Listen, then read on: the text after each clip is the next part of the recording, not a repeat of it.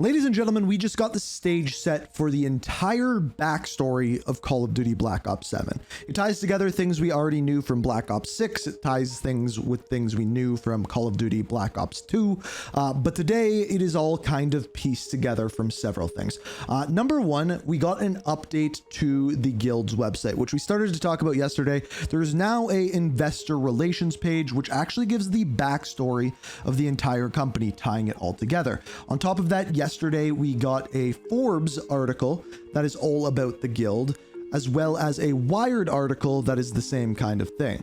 All of this is tied together through this investor relations page, but more specifically, we actually have an idea of where this is going moving forward, because believe it or not, this web page that we're looking at right now isn't taking place at the time of Black Ops 7. This is actually just the backstory of what is going to happen in Black Ops 7. Let me explain what I mean. I'm not talking about another streaming platform or gym membership that takes an arm and a leg to cancel. I mean security for your well-being and family that no one else is offering. That is the idea behind the Guild. With years in the defense sector, they're equipped to build the AI systems and robotics that keep all that we know safe, especially in unpredictable times like now. So if you could safeguard the life you've worked so hard for, why would you not? You don't need another subscription, you need boots on the ground protection with future-proof tech. That is the Guild. You care about future-proofing your finances, so maybe start thinking about how you're protecting your life. If big tech is watching you, the Guild is watching out for you.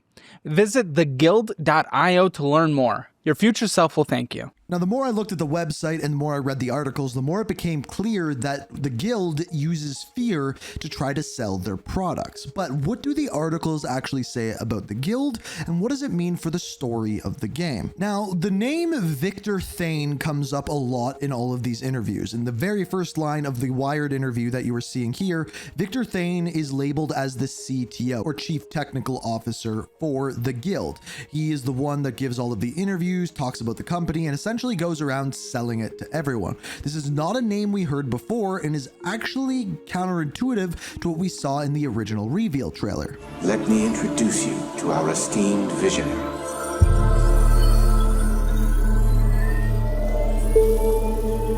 For too long. Now, Emma Kagan, the character that we are seeing here, is labeled as their esteemed visionary, but not CTO, COO, or anything along those lines. And we do know that in the story of Black Ops 7, this is thanks to the ESRB rating, is that we're going to be trying to take down a tyrannical billionaire who is essentially running this company. We just don't know if that's going to be Emma Kagan or whether it's going to be Victor Thane. Now, as the articles go on and talk about the DAWG, they say that the wait list for this item is going to go online on August 19th, which just so happens to be the day that we're getting the world reveal for Black Ops 7 at Gamescom Opening Night Live.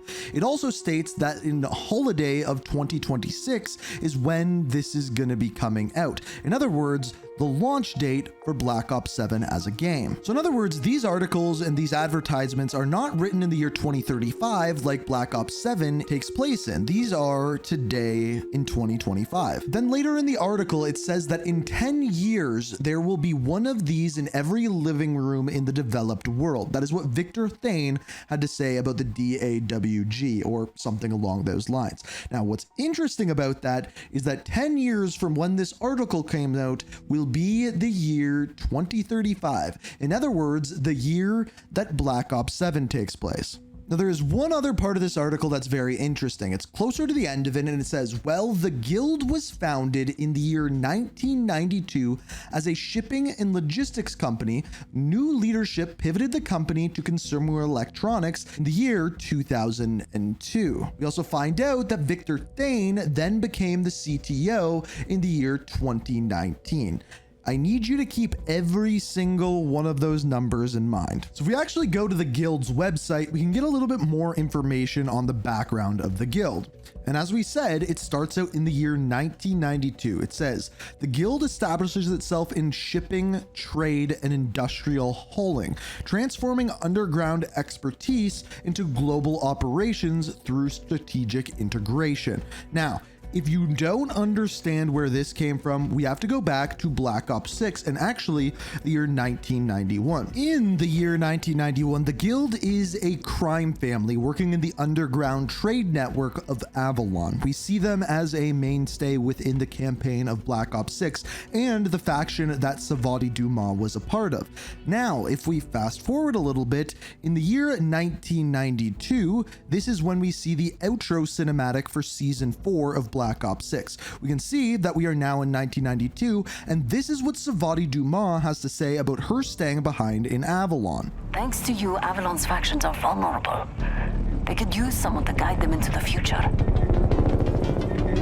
So in other words, Savati Dumas is staying behind to change the crime factions into something for the good. In other words, Savati Dumas may actually be the one who changed the trajectory of the Guild in the year 1992. And I'm willing to bet whatever the next cutscene is for the end of Season 5, or maybe going into Season 6 of Black Ops 6, will have directly to do with that, as that year of 1992 is when the Guild made a switch into, well, being potentially a good company. So this is what went on till the year 2002. Now, in 2002, the expansion into industrial infrastructure, the Guild acquires key manufacturers and consolidates control over production and distribution, laying the groundwork for large-scale operation dominance. But it wasn't until 2012 where they started to deploy military-grade technologies and have them adapted for civilian use, including prisons, hospitals, elder care, global aid, and expanding the Guild's footprint into the public-facing sectors. However, that was not the end goal of what they had. See how they took military-grade technology and tried to make it for consumers? Well, in the year 2019, that is when Victor Thane took over and took all of that military-grade technology and put it into the consumer's hand. The Guild pivots towards robotics, autonomous systems, and scalable electronics for global and domestic use, embedding its presence into your everyday life. Now here is where things get weird. If we read the rest of this page, you can see for over 3 decades, the Guild has shaped the systems and safeguard our world.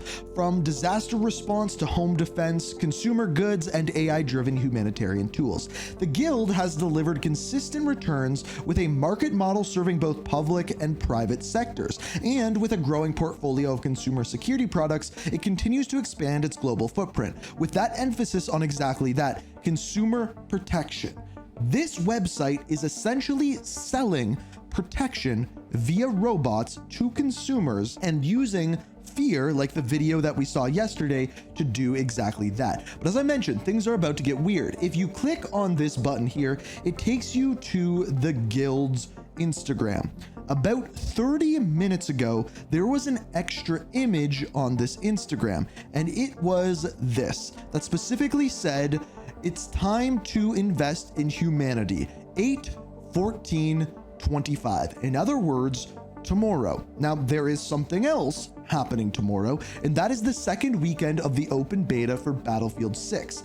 This image got taken down, almost as though they are scared of competing with the Battlefield 6 open beta for some sort of reveal with this. So my guess is whatever was planned for this will likely be getting pushed to Monday. I don't know that for sure, but it's super weird that that post got taken down. But for now, that is the background information that we have, who the Guild are, how they fit in the year 1991 and 1992 with a potential tie with Savati Dumas, and moving forward with the character by the name of Victor Thane, and potentially Emma Kagan and David Mason working in there as well. As we find more information on the Guild, I will keep you guys informed, so make sure you're subscribed and have notifications on.